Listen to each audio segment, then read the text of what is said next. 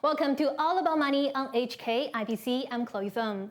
This year is speculated to be the year of the bond market revival after 2022 proved to be the worst year ever following the aggressive interest rate hikes. But as inflation rates in advanced economies gradually edge down, there is hope that the U.S. Federal Reserve may finally be done raising interest rates, signaling opportunities for investments in bonds because previous factors that hurt bond prices last year could help their performances this year. However, with global economic uncertainties prolonged, is it really the right time to invest in bonds? And if so, what are the opportunities and risks in Asian bond markets? Joining us today to analyze the bonds market outlook is James Wong, Executive Director of Fixed Income Investment at GaoTeng Global Asset Management. So welcome, James. Thank you for joining us. Thank you for having me. So actually, you made a very clear point that this is the right time to invest in bond markets this year, right? Mm-hmm.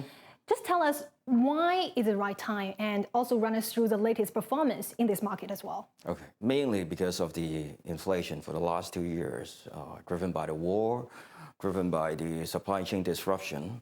So right now, the bond market is really attractive. Looking back at for the last 10 years, basically an average 2% return you will get from the safest bond investment in US, which is the US Treasury, 10 years. So right now, if you go into the market and buy a 10-year US Treasury, it will give you 4% or over 4% every year. So basically, your return is doubling from 2% to 4%. So a lot of people will try to take this opportunity and lock in a higher interest rate. So this, again, like interest rate may further go up in the future, but this is not our base case. We think we are really close to the peak of the interest cycle. So that's why we think it is a good time to go into the bond market right now. But speaking of that, we know that if interest rates goes up, and then actually the bond performances will go down, isn't it?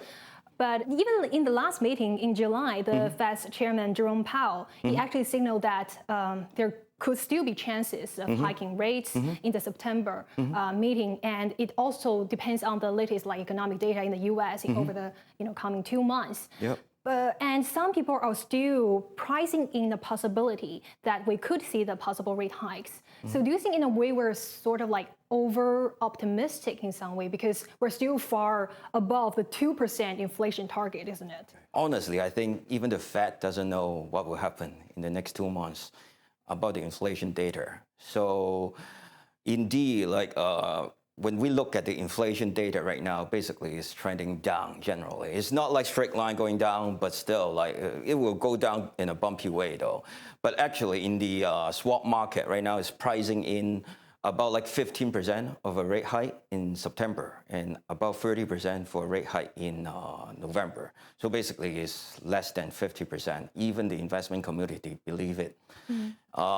Let's say if it increased one more time, then that's all. That will be it. Then the interest rate will stay down. So when you go into the market, the rate will always go up and down. So you just take this opportunity right now, going up by 25%, 25 basis points is not a big deal at all. As long as the bond can fully be repaid at maturity, then you will always get your principal back. And then you will lock in a high interest rate right now. So you still think that we should move in ahead of the possible rate pulse later on as well. And speaking of the bond investment, it's actually closely related with the credit ratings. So tell us, what are the differences between the investment grade and high yield bonds in the market? Credit rating is basically is to distinguish the credit standings of the underlying issuer. Mainly, there are 3 credit agencies in the world who rate the corporate bonds or the sovereign bonds, which are the Moody's, S&P, and the Fitch. Investment grade basically is looking at AAA until BBB minus credit. In between there will be AA, the single A. So those credit will be giving you a less return. And then high yield will be from BB plus down to CCC or something, or until default. So in between there will be double B, single B, so that kind of credit. So the funds, the general rule is high return, high risk. So basically, investment grade will give you a lower return, but you invest in a higher quality companies. And then for the high yield, you know the name is high yield, so you invest in a more speculative companies, weaker financial standings though, but like they will give you a higher return. Basically, investors would hope that the risks will be less. But speaking of the recent big major events that happened in the past months, actually the credit rating agency Fitch has downgraded the U.S. government. What are the effects from this downgrade in the U.S. government credit rating, and how will this also somehow affect the U.S. economy's outlook in the future? Let's say if that is not U.S., if the rating agency just downgrade one country, downgrade their rating, usually their interest rate will go up. Then it means that they will have more difficult to access the market though. But for U.S., this time is relatively not like a big event. Actually, back in 2011, when S&P, they did the first time downgrade U.S. from AAA to AA+, that was more like a big deal. Actually, at that time, that was the time that there was debate on raising the debt ceiling again. Yep. So, but right now, we have been looking at that debt ceiling raising for like 60 times already. So we got used to it. So this time is when Fitch did it, is more like a sentimental thing. The interest rate barely moved basically after the downgrade. So this time I don't think it's like a really, really big thing, because like right now we still have Moody's rating it AAA for US. And honestly, like US can do all the money printing though. So at the end of the day, if they need to access the market, one of the ways is always print the money. But like if they keep on printing in a large amount, definitely it will be an issue. It will be a problem then. But meanwhile, I know that Moody's also downgraded like some small and medium-sized banks in the US as well. How would that also affect the markets? If they really did downgrade it, as I said, like then the access to the market will be more difficult. Then they will need to pay a high interest rate in order to access the financial market. So for refinancing, they will have more difficulty. But generally, like we don't think it is an issue, an imminent issue right now, because like their rating is relatively still high at the moment. All right. And speaking of the bond market, not all of this fixed income is set to yield outsized returns this year. So, and there are also so many different types of bonds that one can look into, you know, the short-term ones, the long-term ones, the government ones, and also the corporate ones. How do we choose then in front of like so many different types of bonds? So for me, I would say like we'll definitely choose for the longer one right now, because like if you buy, let's say, a 10-year bond like UST, you'll lock in at 4% for the next 10 years. So you'll get a 4% return for the next 10 years. And also right now, if they start to really cut the interest rate, then your bond price will go up. Then you will get an additional capital appreciation. So you got a high carry and also you got a capital gain.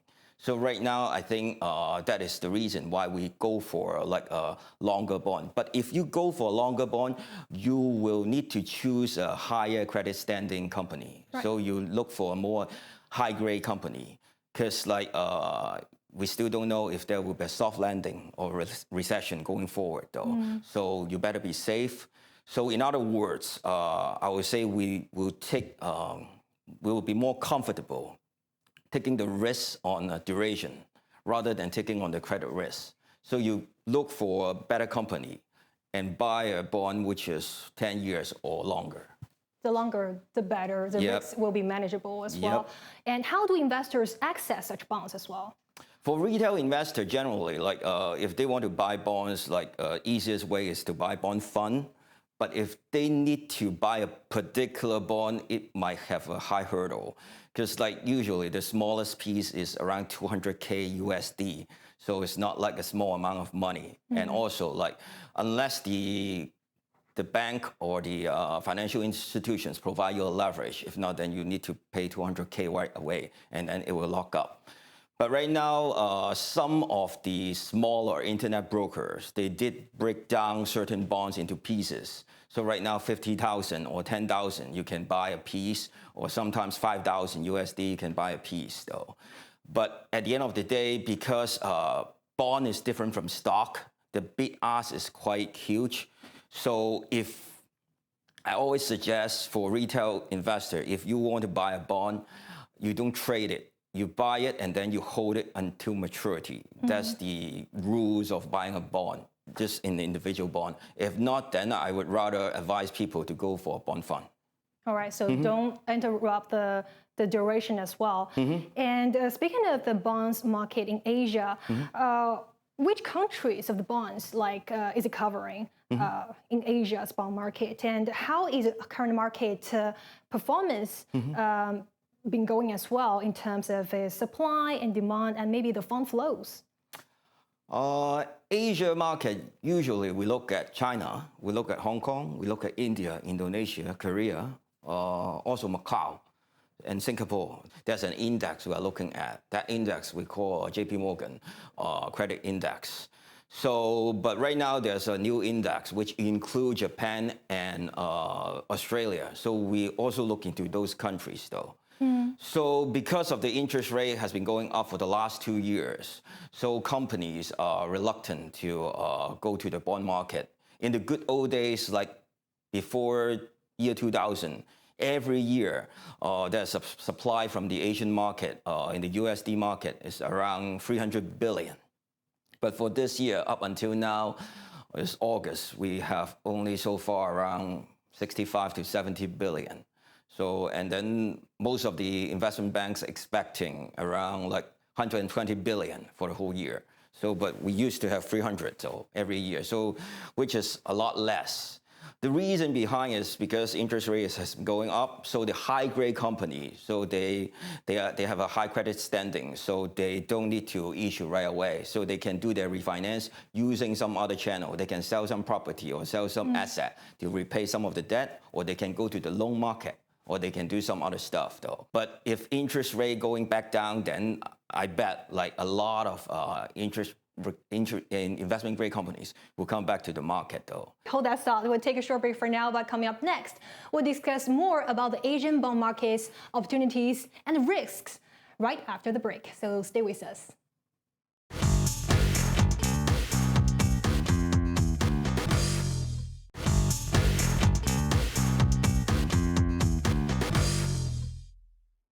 Welcome back to All About Money on HK IBC. I'm Chloe Thom.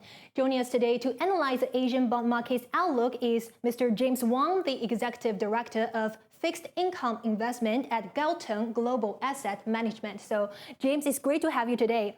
Earlier, we have briefly touched on the Asian bond market's situation for now. Also, tell us what is the return so far in this market as well, and what is the outlook in the rest of this year? Okay, first we need to put things into context. So we look at an index. Again, we look at the Jackie index, so which are most of the big fund houses are using though. So the Jackie index basically is comprised of 85% high grade bond, investment grade, and then 15% of the high yield bond. Out of that 85% right now, it generates year to date so far is around 3%, 2.8%, something like that. But the high yield part is basically negative 0.5%. So combined together, the index right now generate about like 2.5% return. So this is so far what we get for now. But for the whole year, because like most of the bad news have been out already. So the rate has been almost, we are on the peak, and also like most of the China property bond, all the downturn, all the default has been done. So we are has been done. Yeah, okay. Mostly are done though. And then the Chinese government is implementing a lot of stimulus going forward though. So we are looking around maybe close to 4% for the whole year if you look into the index though. But if you can choose, again, like we'll more focus on the investment grade part though. Speaking of the high yield bonds in Asia, actually a lot of interest were in the China's property bonds. Remind us of their performances as well. basically, a lot of them has been doing their restructuring right now, and a lot of them has been defaulting. In the good old days, again, the Chinese property high yield bonds basically represent close to 50% of the Asian high yield corporate. That's why when people talk about Asia high yield, they always talk about a China property bond. And also, the return or the coupon that attached to each bond is double digit usually. So that's why like you got 1% every month. So people tend to hold on to it. But because of the nature of the Chinese property company, so they tend to operate in a really high leverage environment though. So if we look at the capital structure, usually over half is debt though. So on a regular basis, a normal Chinese real estate company, they may have a debt in 1 year that is due, then they have a debt in 2 years that is due, they have 3 years that is due. So they need to keep on refinancing every debt though. And then like usually the way that they refinance it is like they use half of the money from half of the refinancing is from their home sales. And then half of it is from the bond market or from the loan market though. But right now, the home market basically is collapsing again. So that 50% right now maybe go to 10%. So and then the interest rate going up, so they're having a hard time to access the market. So it used to be represent 50% of the Asian high yield. Right now, China property mainly represent around like 5 to 8% of the index. So you see the market, China high yield has been shrinking though. Shrinking a lot. And Yep. so with this context, how do we reconcile the current market situation as well? So would you suggest investors to just like shy away from property bonds then? Would there be any opportunities arising from such downturns? Because it's probably not only from the property sector, it's now also having the spillover effects into, for example, the trust firms as well. Yep. More of the potential defaults. Would there be any opportunities arising from the downturns? Basically, every downturn there will be survivors, there will be winners though. So the major issue for the property developers right now are the refinancing. But like the SOE developers, the state-owned enterprises developers, those are government-owned. So they have a good access on the onshore market. They can still issue quite cheaply in China. So the interest rate in China may be just 3% to 4% only. So they can still access the market. The home sales market, the downturn basically affect everyone. So the numbers won't be good, but they can still refinance though. So once the market come back, and then they are the remaining ones, they will be the winners. So we tend to look into the bigger one and the sizable ones. But again, one thing is because a lot of the biggies, the private one, has been going down right now. So the volatility is quite high. So if you are a retail investor, if you buy a bond and then you will see it like it goes up $5, it goes down $5 every day, you have to have the Strong mindset. Yeah, to look into it though. So if that is the case, then I would suggest people just maybe you look back into the stock market is easier though. And besides the China property bonds, earlier another major events that happened in the bond markets was the cocoa bonds, Yep. like the additional tier 1 bonds that happened from the Credit Suisse collapse. Also remind us about this sort of cocoa bonds performance in Asia, and what do you think will be the outlook for such bonds as well? Do you think such bonds will still be investable in the long term after this event? Cocoa bond is a short form of convertible contingent. So like that convertible thing is the main issue, is the main part. So that is a hybrid instrument that is basically designed to enhance the capital adequacy of the underlying financial institutions. So it is a bond that can be converted to equity or completely written off if certain events happen. So if a certain capital ratio of the banks, of the financial institutions go down to a certain level, then it may trigger whether written down or it may become equity. So for the Credit Suisse case, is when UBS take over Credit Suisse when they were in trouble. Swiss National Bank gave them extraordinary government support. So that support basically triggers. That's why it got completely written off. So that was a big deal. So because the amount is quite significant, it's around 17 billion in US. So that was a huge amount. At that day, basically, like if you don't look at Credit Suisse, if you look at like some other European banks, then they dropped by like around $20. So that was quite significant. Asia also, most of the bank dropped like $10. But if we look back right now, the Asian cocoa market basically is much smaller than the European. The Asian one is around 40 billion, the size. European is around 200 billion. So we are only 1/5. And then Asian banks, generally, for the one who issue cocoa are the Chinese bank and the Hong Kong banks. Chinese banks, most of them are government owned. Some of the Hong Kong banks and also some of the Asian banks, they are also, a lot of them are government owned in different degrees. So they have a better access to the market. And additionally, all those Asian banks have their own market, own onshore market they can access in. So take an example of a Chinese bank. If they think the USD market is so expensive, then they can just go onshore. They can go onshore and issue AT1, issue cocoa bond again. But then it will be much, much cheaper. And then they use those money to pay back the US dollars, cocoa bond, and that is fine. So Asian bond right now, the cocoa bond, as of now, basically, most of them the price already get back to the same level before the Credit Suisse event.